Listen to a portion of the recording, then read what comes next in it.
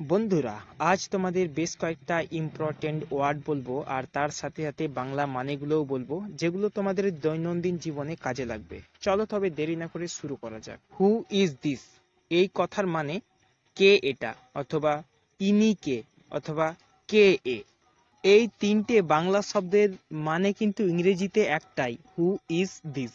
Nice to meet you মানে হচ্ছে আপনার সাথে দেখা করে ভালো লাগলো, অথবা তোমার সাথে দেখা করে ভালো লাগলো, মানে দুটো একই হবে।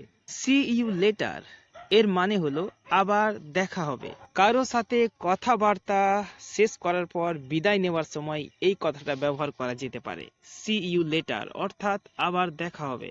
অথবা বিদায় নেবার সময় আরেকটা কথা ব্যবহার করা যেতে পারে, সেটা হচ্ছে hope to see you again, অর্থাৎ আশা করছি আবার দেখা হবে।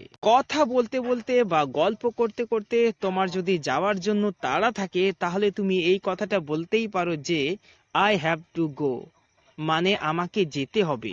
অনেক সময় হয় কি, আমাদের বন্ধু বান্ধবেরা ইয়ার্কি মেরে বা মজা করে উল্টো পাল্টা নামে ডাকে, তখন তুমি এটা বলতেই পারো প্লিজ কল মি সুরেশ, কিংবা প্লিজ কল মি রমেশ, তোমার নিজের নাম দিয়ে বলতে পারো এই কথাটা। হোয়াটস আপ ডুড মানে কেমন আছো বন্ধুরা। হ্যাঁ, কেমন আছো বন্ধুরা এর ইংরেজি হচ্ছে what's up dude. When are you coming এর বাংলা মানে হচ্ছে আপনি কখন আসছেন, কিংবা তুমি কখন আসছো, এই দুটো মানেই এক।